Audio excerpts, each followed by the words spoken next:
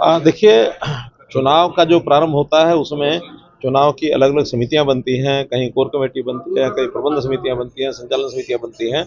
उनको समय समय पर जानकारी भी लेनी होती है कि व्यवस्थाओं में क्या क्या व्यवस्थाएं हो गई हैं, क्या उसमें शेष हैं। जो हमको ऊपर से जानकारियां मिलती हैं वो उनको दी जाती हैं, नीचे से जानकारी आती है, हमको भी लगता है कि एक प्रबंध व्यवस्था ठीक से शुरू हो गई है। हालांकि सब पुराने कार्यकर्ता होते हैं और कई कई बार उन्होंने चुनाव, कई तो खुद लड़े हुए हैं, कई प्रबंध के काम में भी लगातार रहे हैं। फिर भी हमारे कुल मिला के 36 ऐसे विभाग हैं जो केंद्र से लेकर के और नीचे मंडल यानी विधानसभा तक वो सब समितियां बनती हैं।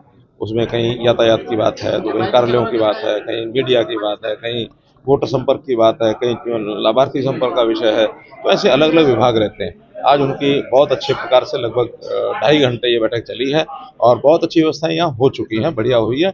फिर भी जो निर्देश और देने थे उनको दे दिए। 10 सीटों पर तो जीतने का आप दावा पहले से भी करते आ रहे हैं, क्या आप मार्जिन का भी मंत्र दिया है जीत के मंत्र के बाद में कि मार्जिन और बढ़ जाए पिछली बार? देखिए, जीत जीत होती है और जीत जीत होती है, तो मार्जिन तो ये है कि उसमें पहले जितना मार्जिन है हमेशा ही ये रहता है कि हम हर एक बूथ पर जो पहले हमारा मार्जिन आया उससे आगे बढ़ा करके देखें।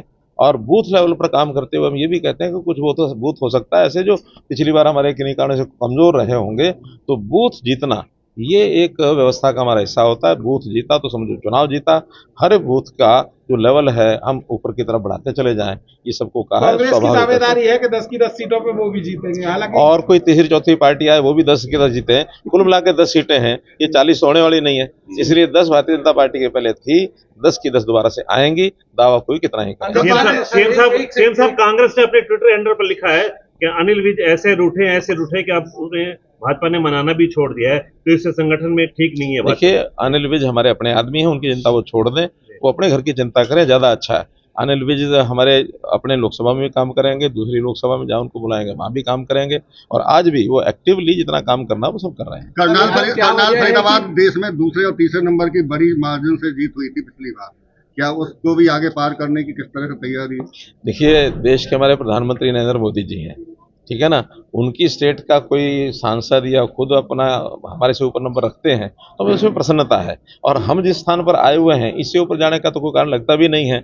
इसलिए ये चीज़ें बेमानी है कि दूसरे से आप आगे कैसे बढ़ेंगे, तीसरे से आगे कैसे बढ़ेंगे।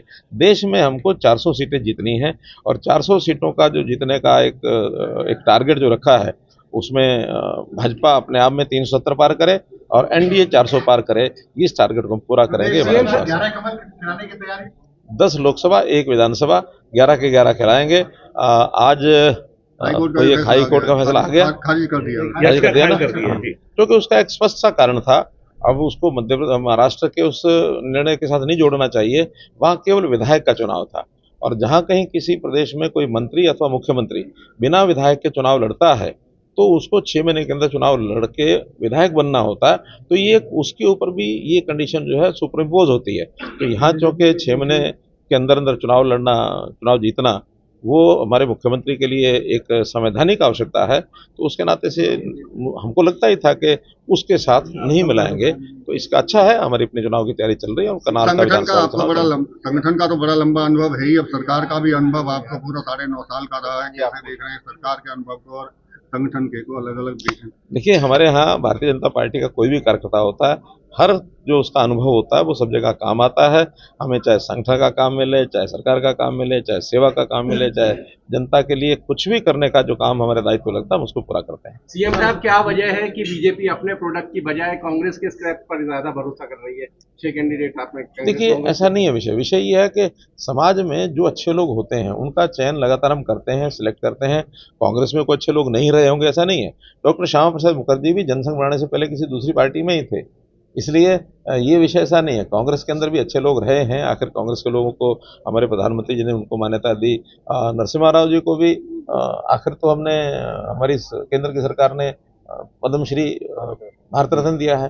तो भारत रत्न देने में अगर हम किसी का साथ नहीं कर सकते तो अच्छे लोग वहाँ नहीं होंगे ऐसा नहीं है। लेकिन कांग्रेस के अंदर वर्तमान में जितनी भी विकृतियां आ गई हैं उन विकृतियों को देख करके कांग्रेस में अच्छे लोग सब छोड़ रहे हैं और हमारे यहाँ स्वागत है। बहुत लोग ऐसे भी आ रहे हैं कि जो बहुत लोग उनको कहते हैं कि आप यहाँ आए हो, आपको तो यहाँ चुनाव की तो जगह नहीं मिलेगी, यहाँ तो बहुत पहले से हैं। वो कहते हैं कि यहाँ चुनाव लड़ने को मिले या न मिले, कम से कम कांग्रेस से छुटकारा मिल गया, इसी में अपनी जीत कुल मानते हैं। घोटाले के आरोपी नवीन जिंदल आ धन्यवाद गए बीजेपी में। धन्यवाद धन्यवाद धन्यवाद। क्या कहेंगे सर?